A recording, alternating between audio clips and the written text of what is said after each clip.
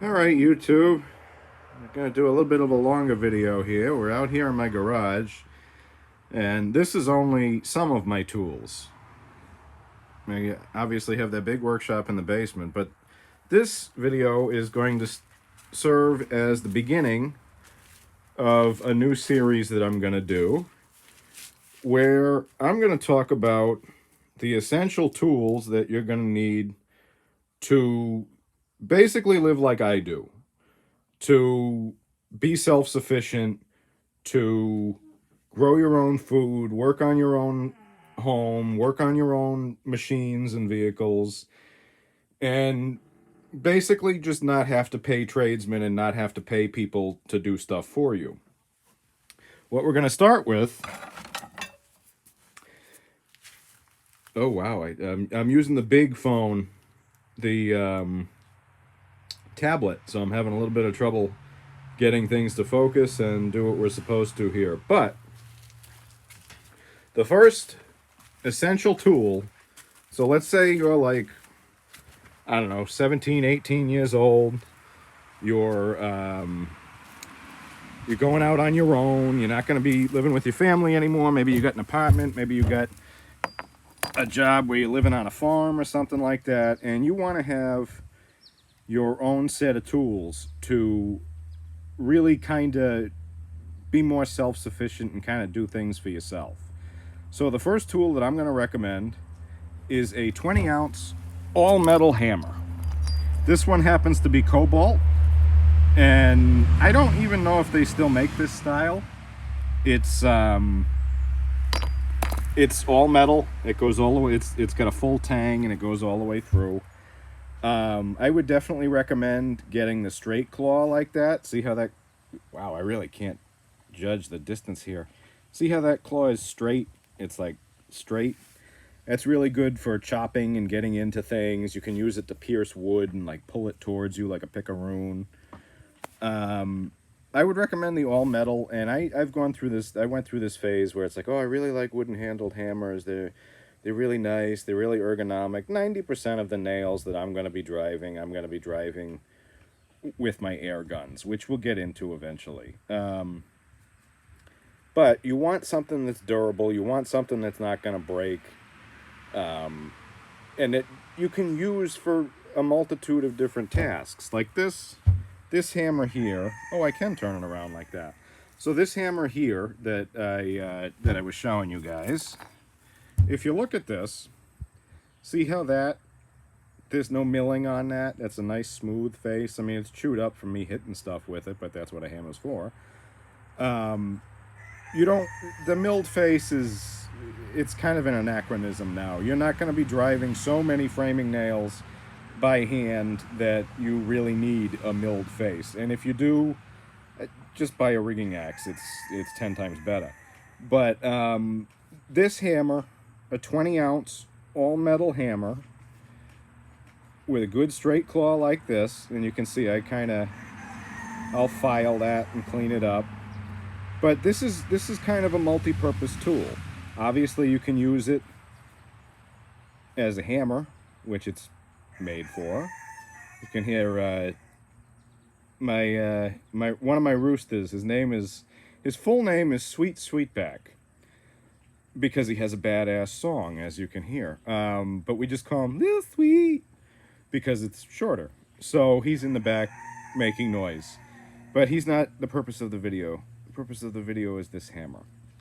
Like I said, it's got a nice smooth face, so you can use it for both framing and finish. You're not going to leave big raspberries when you're driving the nails in. This one, it's not necessary. See that? That's a magnet, and you can put a nail in here, and it'll hold it, and you can pop it in, like if you're doing sheathing or something's up above you and you want to nail it in, something like that. It's not necessary. It's not a huge deal. It just came with it, and I use it occasionally, not often. This hammer is, so I have tools that I go back to, if that makes any sense. Like I have a couple of nice wooden handled hammers. I actually just put a new wooden handle on one of the longer hammers. But I always go back to this hammer. It's a very good all around hammer. The 20 ounces is a good weight, so I can use that to really drive nails if I want. But it's not too heavy if I'm doing like little finish tapping and stuff like that. So the first tool, the first essential tool as a new self-sufficient person, that's what we're going to call this. The tools for the newly self-sufficient. That's what this is going to be called. I like that. And you guys helped me come up with it as I'm sitting here rambling. The first tool that you're going to want is an all metal 20 ounce smooth face straight claw hammer. Now mine happens to have a little bit of a bend to it. It's almost like an axe handle. I don't know if Cobalt still makes these hammers. It looks like the ones they make now are a lot straighter, which is fine. They're comfortable. I have never been one who can use an Estwing hammer.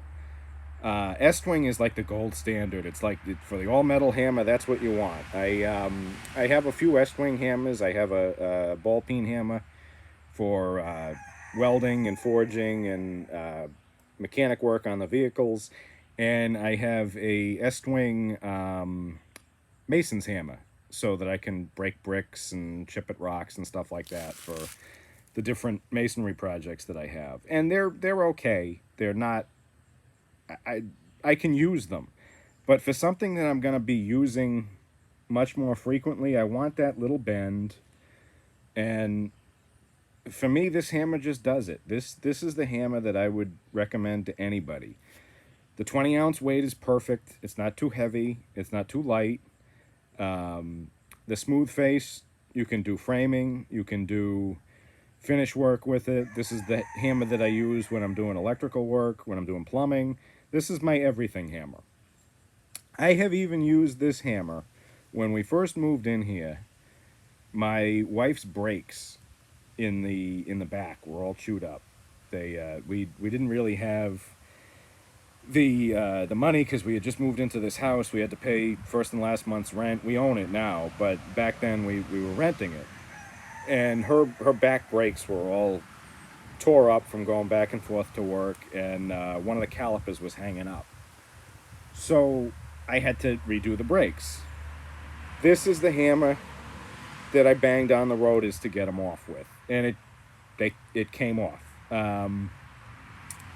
I used this hammer when I was building tool sheds with the tool shed company, and I used it for everything there. I would pry over sills with it. I would pry over anything I needed to pry. It worked great as a pry bar. Obviously, it's a great hammer. At one point, we were trying to change the tire on my boss, who's actually now passed away. He was in his 80s. We were trying to change the tire on his truck, and him and his son are sitting there arguing with each other and getting annoyed with each other. And I'm up on a shed roof roofing it. So I climb down. I take this out of my belt. I bang on the tire, and I bang on the hub right up against the studs, and it pops right off. So it's if you're gonna get one hammer, which in all honesty, you need one nailing hammer. That's it. There's other hammers that you're gonna need as time goes on, but to start, get yourself one good nailing hammer, one good carpentry construction hammer. And I would strongly recommend, it doesn't have to be a Cobalt, definitely all metal, an all metal shank. So a lot of people are going to say, ooh, go for Estwing. Go for Estwing if you want. I just find this more comfortable because of that curve, that bend. So this is going to be the first in this series of tools that the newly self-sufficient I stumbled over it. Tools that the newly self-sufficient person needs. With these tools, these are the tools that I use to make money for my family, to save money for my family, to grow food and raise meat and do all sorts of home construction and construction for people, for money. These are the tools that I use day in and day out. These are the tools that I carry. These are the tools that make me money, save me money, and improve my home and my farm. So the first one, 20-ounce all metal hammer with a straight claw and a smooth face. With this hammer, you can do probably 95% of your hammering tasks.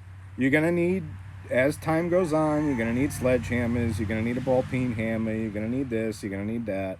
But when you're first starting out, you're a young guy, a young girl, and you want to set up that toolkit because you realize, hey, I'm not making much money, and I need to do all this stuff myself, which is how I got into this position. The most money I've ever made is $17 an hour, working for other people. Obviously, I'm self-employed now, and I make more than that, but working for other people, I never made more than $17 an hour, and that's including the time that I was a paramedic. It was,